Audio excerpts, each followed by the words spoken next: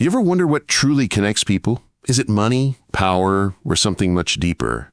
Something that touches the very core of our being. Imagine a world where a quiet act of kindness, an unexpected moment, can completely shatter everything you thought you knew about life, about love, about family. What if a simple daily routine held a secret, a profound truth waiting to be uncovered? Today, we're diving into a story that will make you question everything you believe about wealth, status, and the incredible power of human connection. What if the most valuable thing in your life wasn't something you bought, but something you found in the most unlikely place? The penthouse gleamed, all sharp angles and polished glass, a monument to wealth high above the city.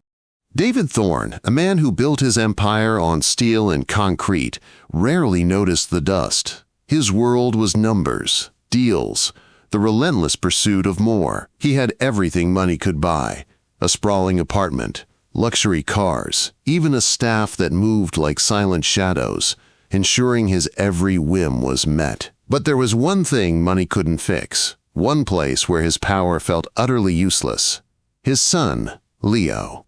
Leo was 6, a small boy with eyes that held a universe of unspoken thoughts. He lived in his own world, a world of intricate patterns, repetitive motions, and a profound sensitivity to sound and touch. He barely spoke, communicated mostly through a complex dance of gestures and soft hums. David loved Leo fiercely, but a chasm stretched between them, a silent, aching space he didn't know how to cross. He had the best doctors, the most renowned therapists, but Leo remained elusive, wrapped in his own private cocoon. David often felt like a ghost in his son's life. A provider, yes, but not a true connection. Do you know that feeling, when you desperately want to reach someone, but the words just won't come, or they just don't seem to hear you?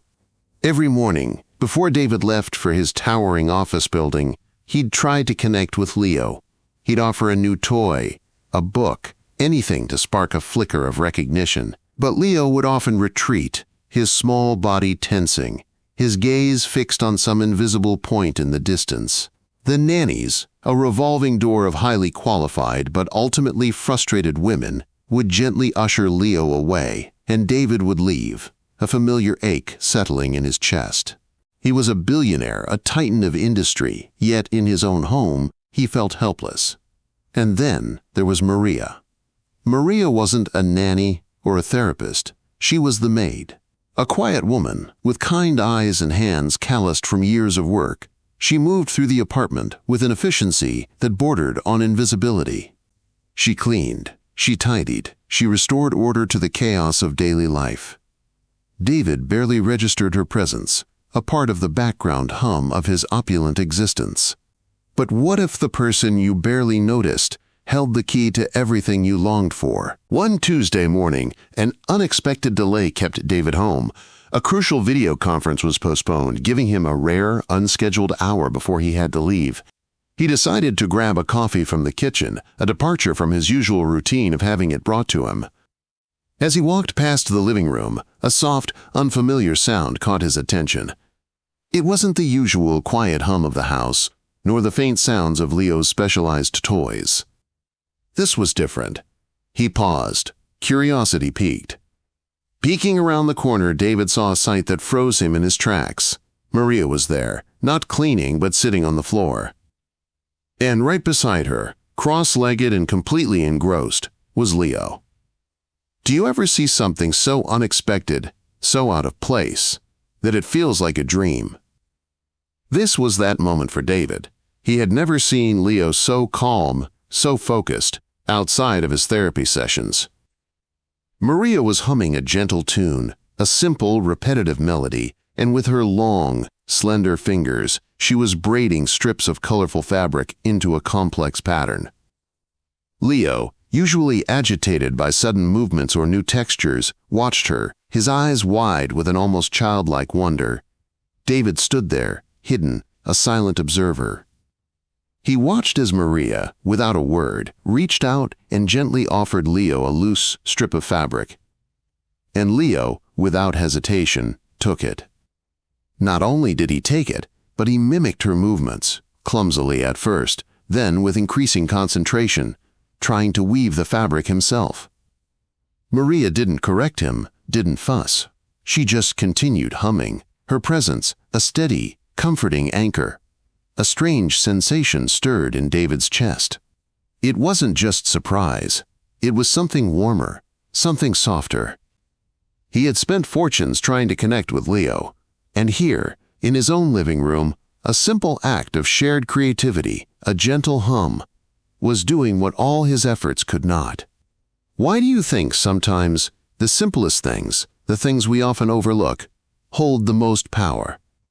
He watched for what felt like an eternity, but was probably only a few minutes, before Maria gently gathered the fabrics.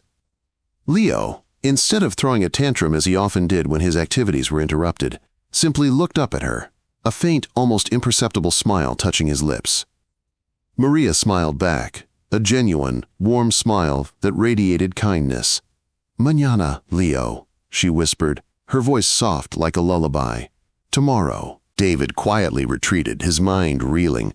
He went to his office, but the numbers on his screen seemed meaningless. The image of Maria and Leo, connected by a simple act of braiding, played over and over in his mind. He had always seen Maria as a function, a necessary part of maintaining his pristine environment. He had never seen her as a person, let alone someone who could reach his son in a way he never could. That evening, David found himself watching Maria more closely. He noticed the way she spoke to the other staff, always with respect, always with a quiet grace. He noticed the gentle way she handled things, the unspoken care she put into every task. He started to wonder about her life, her story, beyond the uniform she wore. Had he been so consumed by his own world that he had become blind to the people around him? The next morning, David again made an excuse to stay home, claiming a delayed flight. He discreetly positioned himself where he could observe the living room. Sure enough, Maria was there, and Leo, almost as if sensing her arrival, was already waiting, a small pile of colorful fabric strips beside him. The humming started again, the gentle weaving, the quiet communion between two souls. This time, David noticed something else. Maria wasn't just braiding. She was incorporating small, shiny objects into the fabric. A smooth river stone, a discarded button, a tiny, colorful bead. Leo, with his keen eye for detail, was fascinated, reaching out to touch each new addition, his fingers tracing their contours. Maria would patiently wait, letting him explore, then gently continue her work. David realized Maria wasn't just occupying Leo, she was speaking his language. She understood his need for repetition, for visual stimulation, for tactile engagement. She wasn't trying to force him into a neurotypical mold. She was meeting him where he was. And in doing so, she was building a bridge, strand by strand, between his world and hers. Have you ever encountered someone who just gets another person, even when no words are exchanged? It's a truly remarkable thing to witness, isn't it? The following days became a silent ritual for David. He would work from home, positioning himself to observe Maria and Leo. He saw Maria introduce new textures, rough yarn, smooth ribbon, crinkled paper. He saw Leo's comfort grow, his movements becoming less rigid, more fluid. He even saw Leo attempt to hum, along with Maria's gentle melodies, a faint, almost imperceptible sound that was music to David's ears. One afternoon, Maria noticed David watching. She didn't flinch, didn't look away. She simply offered him a warm, knowing smile. David, caught off guard, felt a flush creep up his neck. He quickly mumbled an excuse about needing to check on something, but the moment lingered. Later that day, David did something he had never done before. He approached Maria directly. "Maria," he began, his voice a little rough, unused to such personal conversations with his staff. I've noticed you with Leo." Maria's eyes softened. "He is a good boy, Mr. Thorne. He seems to respond to you," David continued, choosing his words carefully, "more than anyone else." Maria paused, then looked at him directly. "He feels safe, Mr. Thorne. Children, especially children like Leo, they feel everything. They feel when you are patient. They feel when you are truly listening, even without words." Her words hit David like a punch to the gut. He, with all his wealth and power, had been so focused on fixing Leo, on making him normal, that he had forgotten the most basic human need: safety, acceptance, and a patient presence. He had been trying to impose his world on Leo, while Maria had simply stepped into Leo's. How do you do it?" David asked, his voice barely a whisper. "What is your secret?" Maria smiled gently. "There is no secret, Mr. Thorne, only to see the child, not the challenge. To understand that their way of seeing the world is just as valid as ours. To find their language, even if it is not spoken." She then added, almost as an afterthought, "My own sister, she also has special needs. I learned much from her." David stood there, processing her words. For the first time, he saw Maria not as an employee, but as a teacher, a guide. He saw her as a woman, with her own life, her own experiences, her own wisdom. And he realized, with a profound sense of humility, that this quiet, unassuming woman held a treasure he had spent a lifetime searching for. What if the answers we seek are not in grand gestures or expensive solutions, but in the quiet wisdom of everyday people? That evening, David sat with Leo. Instead of trying to engage him with toys or questions, he simply sat beside him on the floor, observing. He noticed the way Leo traced the patterns on the rug, the gentle sway of his body. He tried to mimic Maria's soft humming, a little awkwardly at first, but then with more confidence. Leo didn't immediately respond, but he didn't pull away either. And that, for David, was a monumental step. The next day, David made a decision that surprised even himself. He approached Maria again. "Maria," he said, "I would like to ask you to do something more. I want you to spend more time with Leo, specifically focused on connecting with him. I will, of course, compensate you generously for your time." Maria's eyes widened slightly, but she maintained her quiet composure. "Mr. Thorne, I am happy to help Leo. I already do, in my way." "No, Maria," David insisted, a newfound determination in his voice. "Not as a maid, as a friend to Leo, as someone who understands him. I want to learn from you. I want to understand what you do." And so, Maria's role in the Thorne household subtly shifted. She still performed her duties as a maid, but her mornings were now dedicated to spending time with Leo. David, whenever possible, would join them, not as the demanding billionaire, but as a quiet student, observing Maria, absorbing her gentle patience, her intuitive understanding of his son. He watched as Maria introduced Leo to simple tasks, sorting colorful beads, stacking blocks in specific patterns, feeling the textures of different leaves from the garden. She celebrated every small achievement, every flicker of engagement, with genuine warmth, and slowly, imperceptibly at first, Leo began to open up. He started making more eye contact. He would occasionally offer a small object to Maria, a silent invitation to share his world. One afternoon, David witnessed a moment that brought tears to his eyes. Maria was humming a song, and Leo, with surprising clarity, echoed a few of the notes. It wasn't perfect, but it was sound, intentional sound, directed at another person. Maria's face lit up and she clapped softly. Leo, in response, let out a small, joyful squeal. David realized then that Maria wasn't just helping Leo, she was helping him. She was showing him how to be a father, how to truly see his son. She was teaching him patience, empathy, and the immeasurable value of unconditional acceptance. He had built an empire, but Maria was building a bridge, not of steel and concrete, but of kindness and understanding. Do you ever think about the unsung heroes in your life, the people who quietly make a profound difference without ever seeking recognition?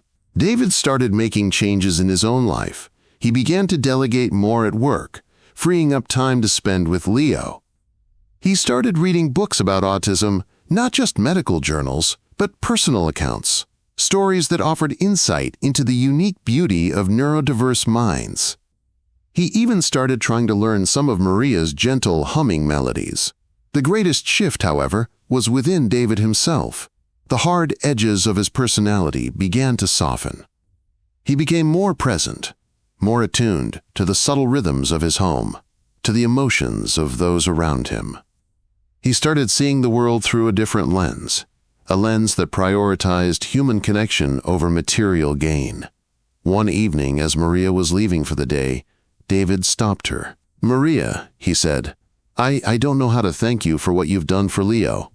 "For us." Maria simply smiled, her eyes radiating warmth. "Mr. Thorne, it is a joy to see Leo happy, and to see you connect with him." "It's more than that," David insisted, his voice thick with emotion. "You've shown me what truly matters. You've taught me more than any business school, any consultant ever could. You've taught me how to be a father." Maria's smile widened. "Sometimes the greatest lessons come from the unexpected places, Mr. Thorne." And David knew she was right. His heart, once stirred by a silent act of kindness, had now fully awakened. He had found something more valuable than any empire, something that money could never buy, a true connection with his son, forged by the quiet wisdom and boundless compassion of a woman he had once barely noticed. The penthouse still gleamed, a monument to wealth.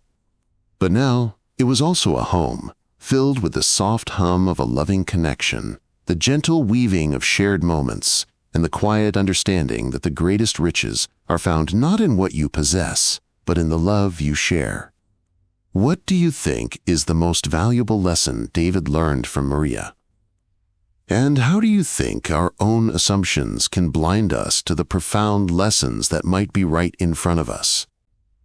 And there you have it, a story that truly makes you pause and think. What do you believe is the most powerful connection we can make in life? Share your thoughts in the comments below. I love hearing from all of you. If this story touched your heart and you want to hear more tales that explore the unexpected depths of human connection, make sure to hit that subscribe button and ring the notification bell so you don't miss our next video. We've got so many more incredible stories to share with you. Thanks for watching, and I'll see you in the next one.